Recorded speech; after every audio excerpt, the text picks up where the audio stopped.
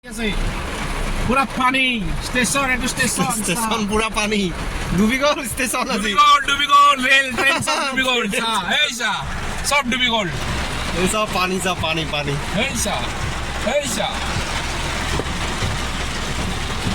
বলা বলা বলা এতিয়া 4টা বজাত মানুহ লাইট হেডলাইট জ্বলাই আছে পানি পানি সাগৰ হৈ গ'ল বলা না ক'ত ৰখি আছা বলা এই পানি অটো ডুবিল আমি ক'ত পিনে যাম মাছ কোনফালে যাওঁ আমি কোনফালে যাওঁ যাম অটোখন যাব দিব স্পীড দি পানীত আটকি এখন গাড়ী আটকি গ'ল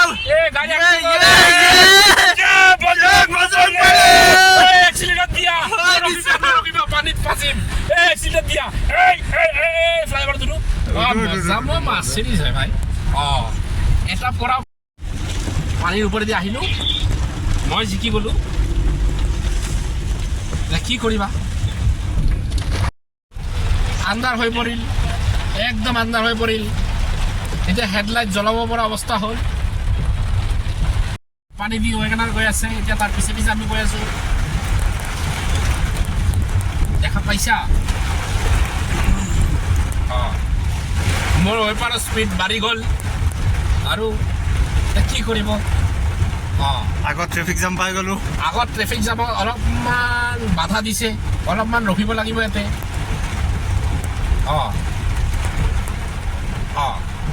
এইফালে অলপমান লাগিব আৰু বৰষুণত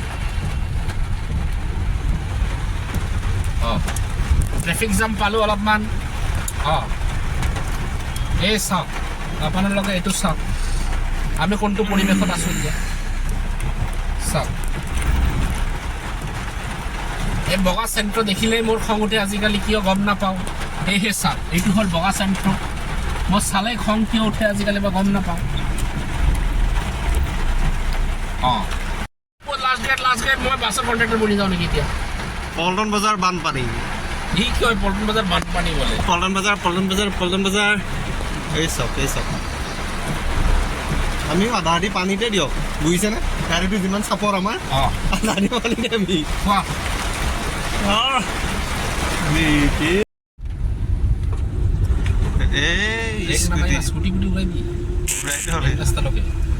মেইন ৰাস্তাত পানী নহ'ব এই পানীবোৰ যাই আছে মেইন ৰাস্তা বাদ দি না পুৰা ধাৰাসাৰ বৰষুণ ৰে ভাই আজি ইণ্ডিয়া আৰু ইংলেণ্ডৰ মেচ আছিল যে ইয়াতে প্ৰেক্টিচ মেচ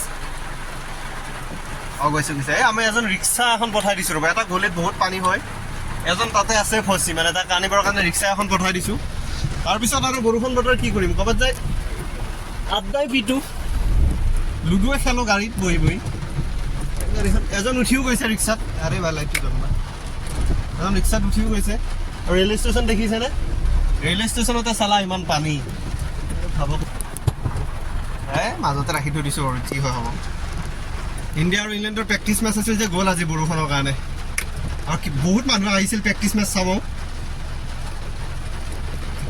আমি যোৱা নাই কি পইচাকেইটা বাচিলে আমাৰ guys welcome to another blog আৰু চাই থাকিব ভিডিঅ'টো শেষলৈ লাইক শ্বেয়াৰ ছাবস্ক্ৰাইব গোটেই গুৱাহাটী বৰষুণ আজি মোটামুটি 2টামান বজাৰ পৰা দিছে এতিয়া 5টা বাজিব হ'ল কণ্টিনিউ মাৰি আছে বৰষুণ এৰা নাই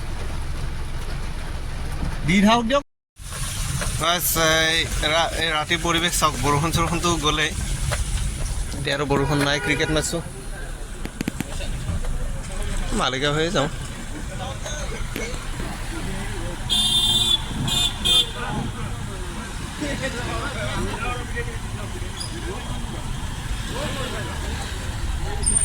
ক্ৰিকেট মেচটো গ'লেই বাৰু আজি এতিয়া চব কাম সমাপ্ত কৰি কাম মানে কি আমি লুডু খেলিলোঁ বহুত টাইম লুডু খেলিয়ে ওলাইছোঁ আৰু এতিয়া ঘৰ অভিমুখে যাত্ৰা ইয়াৰ পৰা মোটামুটি 40 কিলোমিটাৰ ঘৰলৈ মোৰ এটা তাতে টোল গেটো আছে সেইটো আকৌ পইচা দি যাব লাগিব যাওঁতে এই ৰাম তো ইয়াৰ পৰা মোৰ 40 কিলোমিটাৰ মোৰ ঘৰলৈ যাত্ৰা মোটামুটি 1 ঘণ্টাৰ ৰাস্তা মাৰিগাঁও হৈ যাওঁ যেতিয়াৰ পৰা ব্ৰিজখন বনাইছে তেতিয়াৰ পৰা অলপ পাতল পাইছোঁ জামটো মানে ইমান জাম নাপায় ৰাতি মই সেইকাৰণে ৰাতি 9টাৰ পিছত যাওঁ আৰু ৰাতিপুৱা 9টাৰ আগত আহোঁ ছিষ্টেম মোৰ এইটোৱে আৰু মোক মানে দিনত বা দেই মোৰ গ্লাছখন লেতেৰা হৈ আছে চব গাড়ী বৰষুণত চাফা হৈ গ'ল মোৰ বিল্ডিঙৰ তলত আছিল যে একটোপা পানী পৰা নাই টিপটপ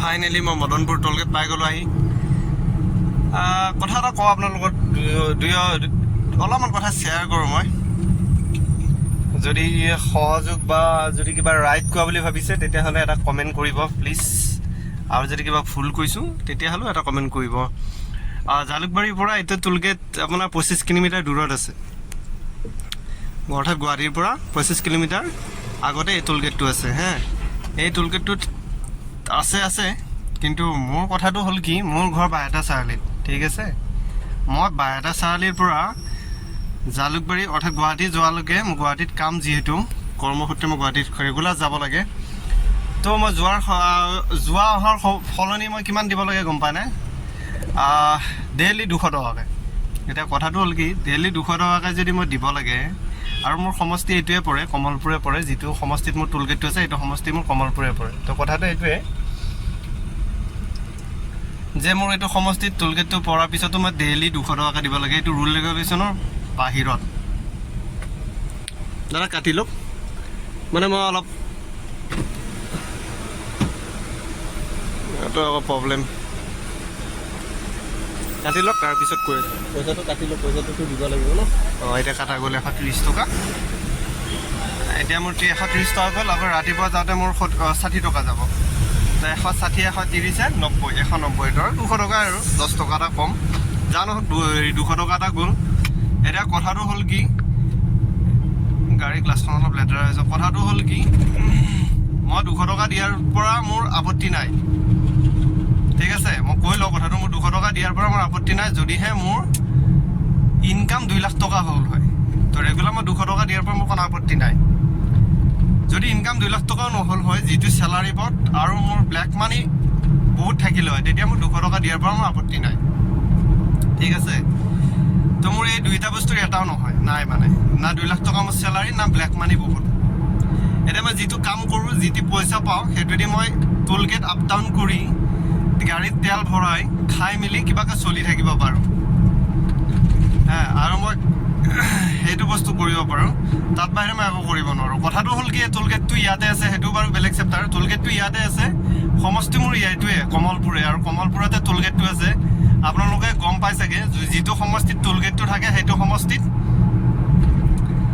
টোলগেটৰ পইচা দিব নালাগে সেইটো সমষ্টিৰ মানুহে টোলগেটৰ পইচা দিব নালাগে যিবোৰে নাজানে সেইটো কথা মানে মই জনাই দিলোঁ যে সেইটো সমষ্টিৰ মানুহে টোলগেটত পইচা দিব নালাগে এইটো ৰুল এণ্ড ৰেগুলেশ্যন এইটো NH নেশ্যনেল হাইৱে অথৰিটিৰ পৰা এইটো মানে এইটো কি বুলি কয় এইটো মানে এইটো কিবা এটা কয় আৰু মানে যে এইটো লিখা আছে আৰু তাতে যে এইটো দিব নালাগে তো কথাটো এইটোৱে তাৰে পিছতো আমাৰ পৰা পইচা লয় 200 টকা আমি ৰেগুলাৰ দিব লাগে মোৰ কথা এইটোৱে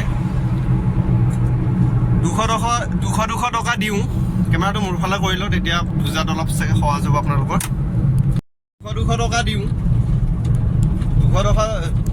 200 টকা দিওঁ কিন্তু কথাটো এইটোৱে যে মই গাড়ী যেতিয়া কিনিছিলোঁ এই টোলগেটত পইচাটো মানুহে ক'ব এতিয়া যে টোলগেটত পইচা লয় ৰাস্তাটো ভাল হৈ আছে ঠিক আছে মই মানিছোঁ ৰাস্তাটো ভাল হৈ আছে ৰাস্তা বনাই আছে ৰাস্তাৰ কাম হৈ আছে কিন্তু যেতিয়া মই গাড়ীখন কিনিছিলোঁ তেতিয়া মই গাড়ীখন কিনোতে মোৰ গাড়ীখনৰ প্ৰাইচ দিছিল 4 লাখ কথাটো কৈছোঁ মোৰ গাড়ী এখনৰ দাম আছিল আপোনালোকে যি গাড়ীয়ে নলওক গাড়ীখনৰ দাম যদি আপোনাৰ 6 লাখ টকা যেতিয়া আপুনি গাড়ীখন ল'ব যাব সেই 6 লাখ টকাৰ বিনিময়ত আপুনি 7.5 লাখ 8 লাখ টকা দিব লাগিব ঠিক আছে 7.5 লাখ 8 লাখ টকা কিয় লয় গম পায় 2 লাখ টকা বেছিকৈ কিয় লয় কিছুমানে 1.5 লাখ কিছুমানে 2 লাখ কিছুমান গাড়ী লৈ কথা কিছুমানে 1 লাখ এনেকৈ বেছি লয় তো সেইটো পইচা লয় কি টেক্স যিটো ৰুট টেক্স বুলি কয় সেইটো আমি দিওঁ ৰুট টেক্সটো কিয় দিওঁ ৰাস্তাটো আমি গাড়ীখন চলাব যে সেইটো ৰাস্তাত মানে য'ত গাড়ীখন চলাব ন আমাৰ গাড়ীখন ৰাস্তাতে চলিব ঘৰততো সোমাই নাথাকে তো সেইটো কাৰণে ৰাস্তাত চলিবৰ কাৰণে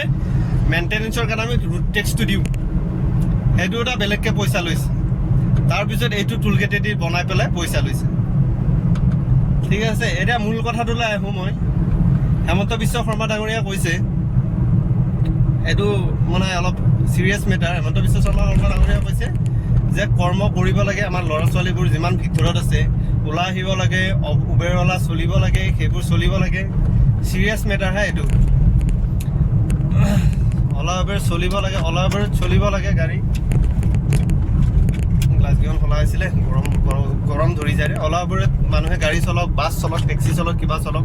এতিয়া কথাটো হ'ল কি, অলা উবেৰত গাড়ী চলাব কেনেকৈ? অলা উবেৰত গাড়ী চলাবলৈ কিছুমান ডকুমেণ্টছ প্ৰয়োজন হয় অলা উবেৰৰ কৰ্মচাৰীবোৰক। সেইটো মই কৈ দিছোঁ একফালৰ পৰা। অলা উবেৰত চলাবলৈ হ'লে কমাৰ্চিয়েল কৰিব লাগিব। কমাৰ্চিয়েল কৰাৰ লগে লগে তাৰ বহুত কথা আহি পৰিব। অকল কমাৰ্চিয়েল কৰিয়ে যে গাড়ীখন চলাব পাৰিব সেইটো নহয়। কমাৰ্চিয়েল কৰিবলৈ হ'লে কমাৰ্চিয়েল কৰাৰ পিছত তাৰ বছৰত কিমান খৰচা যায় মই সেইটো আপোনাক বুজাই দিছোঁ। সি কেনেকৈ চলাব মই সেইটোও বুজাই দিওঁ। বছৰত তাৰ খৰচা যাব টেক্স, যিটো মই টেক্স ক'লোঁ।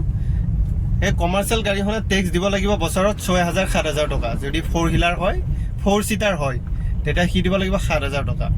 তাৰপিছত তাৰ পাৰ্মিট আহিব বছৰত, আৰু পাৰ্মিট ফিটনেছ এই দুটা বহুত ডাঙৰ বস্তু। পাৰ্মিট যদি 3 ষ্টেট কৰে তেতিয়া মোটামুটি 6,000-7,000 মান তাতে আহি যায় বছৰত। আৰু তাতে মানে আপুনি নিজে গৈ পেন ভৰি চেণ্ডেল ফিটা হৈ যাব, কাম নহ'ব, তাতে দালালক ধৰিবই লাগিব। আজি মানুহে কয়হে দালাল নাই বুলি, দালাল চব জেগাতে আছে। এতিয়া চৰকাৰী কৰ্মচাৰীবোৰে দালাল হ'ব ধৰিছে।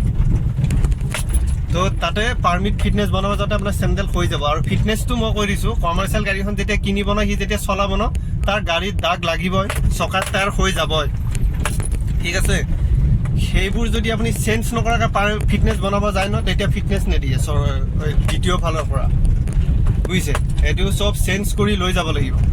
তো কথাটো হ'ল কি, চেঞ্জ কৰি নিবলৈ সমৰ্থ নাথাকে। এবাৰ উবেৰৱালা চলাই ইমান পেট পুহিব নোৱাৰে। ৰাস্তাখিনি পাৰ কৰি দিওঁ ৰ'ব। ৰাস্তা কি ক'ব, টেক্সটো দিয়ে আহিলোঁ, টোল গেটৰ পইচা দিয়ে আহিলোঁ, ৰাস্তা ঠিক নহয়, সমৰ্থ নাথাকে। তো ফিটনেছটো যদি দালাল ধৰিব লাগে, ফিটনেছত 10-9,000 টকা গুচি যায় আপোনাৰ। দালাল নধৰাকৈতো নহ'বই আপোনাৰ, কোনো পধ্যেই নহ'ব, সম্ভৱ নহয় দালাল নধৰাকৈ। আৰু এইটো সঁচা কথা, মই নিজে প্ৰমাণ পাইছোঁ, দালাল আছে। এতিয়া যিবোৰ চৰকাৰে কৈছে ন দালালবোৰ আমি ধৰিছোঁ, দালাল কৰিলে থানাত দিম, কিবা দিম, যিবোৰ দালাল আছিলে সেইবোৰ এতিয়া নাই। এতিয়া মানে সিহঁতৰ নিজৰ কৰ্মচাৰীয়ে দালাল হয়। ডাঙৰ ডাঙৰ অফিচাৰবোৰে পকেটত পইচা সোমায়, বহুত হাজাৰ টকা সোমায়। মই নিজে চকুদি দেখা বস্তু কৈ আছোঁ আপোনালোকক। তাৰপিছত ফিটনেছ বনাব যাওঁতে 9,000 টকা। আৰু মেইন কথাটো হ'ল কি, ইনচুৰটো আপোনাৰ যদি কমাৰ্চিয়েল গাড়ী হয় বছৰত আপোনাৰ 18,000-17,000 আহে। তো আল্টিমেটলি তাৰ খৰচা কিমান গ'ল? 40,000-45,000 টকা বছৰত যাব। তাৰ গাড়ী মেইনটেনেন্স থাকিব, কেনেকৈ চলাব? আৰু প্লাছ যদি কমাৰ্চিয়েল হয়, কমাৰ্চিয়েল গাড়ীবোৰক পুলিচে ফাইন কাটোকে থাকে। পুলিচে এইটো সুবিধা পায়, মন্দিৰৰ ঘণ্টাৰ নিচিনাকৈ বজাব চান্স পায় পুলিচবিলাকে। কমাৰ্চিয়েল গাড়ী চলাবোৰক ভাবে কি মানুহে নহয়, ইহঁত জাবৰ জোঁথৰ। তো সেইকাৰণে সিহঁতৰ পৰা পুলিচবিলাকক সহজ পায় ফাইন কাটিবৰ কাৰণে। তো কথাটো এইটোৱে যে কৰিব কি, আৰু কমাৰ্চিয়েল গাড়ী টোল টেক্সো বেছি। তো চৰকাৰে মানে এনেকৈ পইচাবোৰ লুটি আছে। তাৰপিছত আকৌ কয় কি আমাৰ গাঁৱৰ ল'ৰাবোৰ ওলাই আহিব লাগে, কাম কৰিব লাগে। এইটো মানে কিমান যুক্তিহীন কথা, কিমান কি আপোনালোকে বিবেচনা কৰক। চৰকাৰখনে কি কৰি আছে আমাৰ নিচিনা মানুহবোৰৰ লগত, মানে যিবোৰে কিবা এটা কাম কৰিবৰ কাৰণে বাহিৰত ওলাই আহিব বিচাৰে, সেইবোৰক মাতিছেও। মাতি মেলি কি কৰিব, আল্টিমেটলি সিহঁতৰ পৰা চান্দা তোলাৰ নিচিনাহে ল'ব বস্তুবোৰ, বাকী একো নাই। যাব দিছে, যাই ৰ'ব। আৰু এটা কথা কৈ দিছোঁ, যেতিয়া ইলেকশ্যন আহে তেতিয়া ইলেকশ্যনৰ ঠিক 6 মাহমান আগৰ পৰা চব বস্তুৰে দাম কমে, চব বস্তু সস্তাত পায়, অলপ হ'লেও দাম কমে। কথাটো মন কৰিব, 4.5 বছৰ পূৰা বস্তুৰ দামেদি মানুহক কঙাল কৰি দিয়ে, লুটি। ঠিক ইলেকশ্যনৰ 6 মাহ আগৰ পৰা বস্তুৰ দাম কমি যায়। তো আজি বেছি নকওঁ আৰু নিজে নিজে সকলোৱে বুজিলে হ'ল কথাবোৰ ভালকৈ চিন্তা চৰ্চা কৰি পেলাইহে কমেণ্ট দিলে আৰু কিছুমানে কি কমেণ্ট দিব কি নিদিব যি ইচ্ছা তাকে ক'ব পাৰে প্ৰশ্ন নাই মই উত্তৰ দিবলৈ ৰেডি আছোঁ তো আজি সমাপ্ত কৰোঁ ভিডিঅ'টো ইমানতে গুড নাইট জয় অসম জয় শ্ৰীৰাম